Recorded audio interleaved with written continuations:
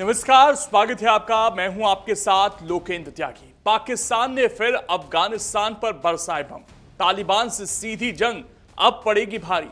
मदरसे और रिहायशी इलाकों पर हमला, मासूमों के खून से सनी सरहद। जी हां, पड़ोसी मुल्क पाकिस्तान ने एक बार फिर से अंतर्राष्ट्रीय सीमाओं और मर्यादाओं को ताक पर रखते हुए अफगानिस्तान की धरती पर भीषण हवाई हमला किया है।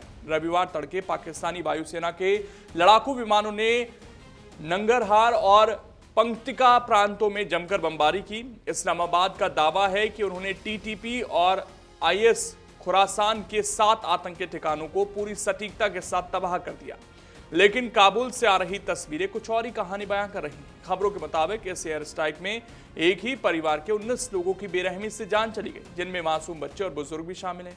आखिर क्यों पाकिस्तान ने अपनी तमाम आंतरिक समस्याओं को छोड़कर तालिबान के साथ सीधा पंगा मोल लिया है, और क्या अब अफगानिस्तान इसका खूनी बदला लेगा? इस पूरे तनाव और सरहद पर मचे घमासान को समझने के लिए इस वीडियो को अंत तक जरूर देखिएगा।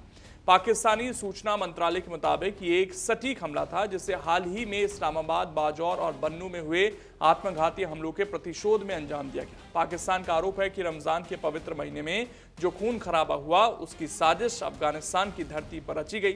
सूचना मंत्री अताउल्लाह तरार ने सोशल मीडिया पर सीना ठोक कर कहा कि हमने उन ठिकानों को निशाना बनाया जहां से पाकिस्तान विरोधी गतिविधियां संचालित हो रही थी, लेकिन जमीनी हकीकत यह है कि नंगरहार के बेहसूद जिले में एक घर पर गिरे बम ने 21 लोगों के हंसते खेलते परिवार को मलबे में तब्दील कर दिया। मरने वालों में 80 साल के बुजुर्ग से लेकर 1 साल का मासूम तक शामिल बताया गया है। इसके अलावा पख्तिकवा के बरमल जिले में एक धार्मिक मदरसे को भी निशाना बनाया गया, जिससे पूरे अफगानिस्तान में भारी आक्रोश देखने को मिल रहा है। अफगान तालिबान ने इस हमले को अपनी संप्रभुता का खुला उल्लंघन करार दिया है। स्थानीय पुलिस और प्रशासन का कहना है कि रेस्क्यू ऑपरेशन अब भी जारी है। तालिबान के अधिकारियों ने 2 टूक चेतावनी दी है कि पाकिस्तान के इस दुस्साहस का बहुत जल्द और कड़ा बदला लिया जाएगा। पाकिस्तान के विदेश कार्यालय ने भी स्पष्ट कर दिया है कि वो अपने नागरिकों की सुरक्षा के लिए किसी भी हद तक जाएगा और जरूरत पड़ने पर अफगानिस्तान के अंदर घुसकर कार्रवाई करने के विकल्प हमेशा खुले रहेंगे। ये बयान साफ करता है कि आने वाले दिनों में दोनों देशों के बीच तनाव और अधिक हिंसक रूप ले सकता है। गौरतलब है कि 2021 में अफगानिस्तान में तालिबान की वापसी के बाद से ही इस्लामाबाद और काबुल के रिश्ते नाजुक दौर से गुजर रहे हैं। पाकिस्तान लगातार आरोप लगाता रहा है कि तालिबान प्रशासन टीटीपी के आतंकियों को सुरक्षित पनाहगाह मुहैया करा रहा है, जबकि तालिबान दोहा समझौते का हवाला देते हुए इन आरोपों को खारिज करता रहा। हाल ही में इस्लामाबाद की शिया मस्जिद पर हुए हमले ने पाकिस्तान को हिलाकर रख दिया था, जिसमें 31 बेगुनाहों की जान चली गई थी। पाकिस्तान के पास अब खोने के लिए कुछ नहीं है, और उसकी आर्थिक बदहाली के बीच ये सैन्य कार्रवाई देश के भीतर उठ रहे सवालों को भी दबाने की एक कोशिश हो सकती है। पिछले साल के अंत में सीमा पर हुई कई घातक झड़पों के बाद दोनों देशों के रिश्ते पहले से ही तनावपूर्ण थे।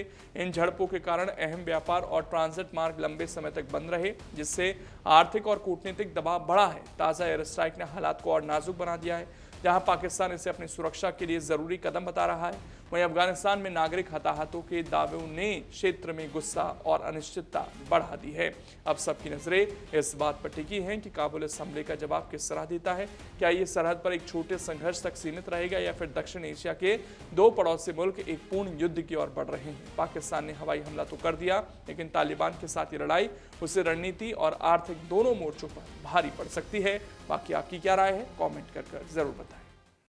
अगर आप ये वीडियो YouTube पर देख रहे हैं तो हमारे चैनल को सब्सक्राइब कर बेल आइकन दबाएं, और Facebook पर देख रहे हैं तो हमारे पेज को लाइक करें।